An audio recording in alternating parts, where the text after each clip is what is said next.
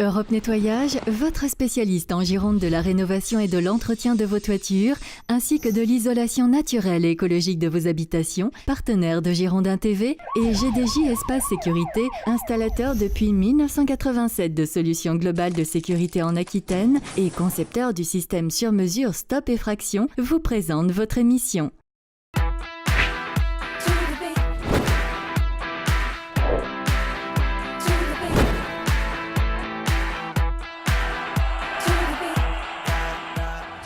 Bonjour à tous et bienvenue dans le Clubhouse de ce vendredi 23 mai. Depuis le début de la semaine, sur Girondin TV, on vous propose de revivre la saison en championnat.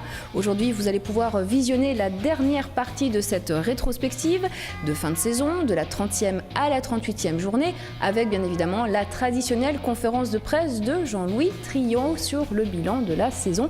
C'est à suivre d'ici quelques minutes, mais avant, nous avons l'honneur d'accueillir sur notre plateau pour cette dernière émission d'ailleurs de la saison, Jean-Luc Dogon, bonjour et bienvenue. Bonjour, merci. Entraîneur des U17 régionaux qui disputent d'ailleurs leur dernier match de la saison, c'est ce samedi à l'extérieur face à Lège Cap-Ferré.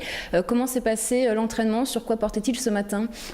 C'est bien passé, toujours une séance habituelle.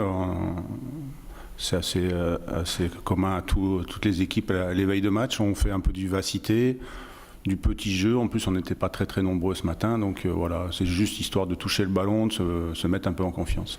Et justement, la confiance, je pense qu'ils l'ont. On va redécouvrir le classement avec vous, si vous voulez bien, Jean-Luc Dogon. Voilà, en tête du tableau avec 77 points, champion donc des U17. Et puis aussi ce magnifique doublé, puisqu'ils ont remporté la Coupe du district de Bordeaux. Un très beau palmarès pour cette saison. Qu'est-ce qui a fait la différence, Jean-Luc Dogon? L'état d'esprit de tout le groupe, déjà. On a fait un début de saison un petit peu difficile au niveau résultat, au niveau comptable en championnat, mais on se crée beaucoup d'occasions et à partir de la 4e journée, ils ont enchaîné que des victoires, pratiquement pas de but d'encaissés. Ils restent sur une très belle série avec je crois, presque 10 matchs sans prendre de but aussi. Donc voilà, on essaie de garder ça et ça a plu aussi aux joueurs, essayer de les mettre en confiance. L'apport des 15 ans qui a été bénéfique surtout sur le plan offensif. D'accord. Voilà, c'est un ensemble de choses, mais c'est une saison vraiment intéressante, sachant qu'on joue toujours contre des plus vieux. Et que ces dernières années, c'était un petit peu plus laborieux. Là, au moins, cette année, ils ont réussi à faire la différence et à se maintenir au haut niveau. Un bilan vraiment très satisfaisant, on peut le dire. Oui, au niveau des résultats. Après, c'est pas une fin en soi. C'est pas ce qu'on recherche vraiment au centre de formation. Mais je pense que de garder ça, d'essayer de garder cet état d'esprit, cette envie et cette union au sein du groupe, ça peut être que bénéfique pour les années à venir, j'espère, pour la majorité des joueurs. Alors justement, le classement, c'est intéressant ce que vous dites, parce que souvent les éducateurs disent que finalement, c'est pas le classement qui est important pour les jeunes, mais plus vraiment la progression. C'est ce que vous avez ressenti cette année? Oui, c'est ce qui s'est passé. On a eu la chance que ça se passe comme ça. On faisait du jeu. Le jeu a toujours été intéressant. On manquait peut-être un peu de rigueur et de concentration. C'est aussi dû à cette génération-là, à la catégorie. On est en jouant avec des U15 ou des U16. Et là, tout est parti. Ça s'est amélioré. Il y a eu de la progression, une grosse progression même chez certains. Voilà, c'est ce qu'on recherche pour pouvoir les amener le plus vite possible avec les U17 nationaux. Alors, quels sont les enjeux pour la saison prochaine ?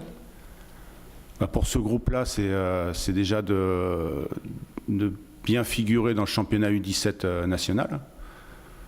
La marche entre les deux championnats n'est pas énorme, mais bon, il faut quand même réussir à le faire, sachant qu'ils vont jouer l'année prochaine contre des équipes plus fortes, contre des centres de formation, ce qu'on n'a pas dans la Ligue d'Aquitaine. Et après, nous, on repartira avec un nouveau groupe, avec un nouvel état d'esprit, et essayer de faire aussi bien que ce groupe-là. Voilà, parce qu'en fait, vous, finalement, chaque année, ce sont évidemment des jeunes différents. Même en cours de saison, ça peut changer? En général, on part avec un groupe, quelque chose près de 16. Oui.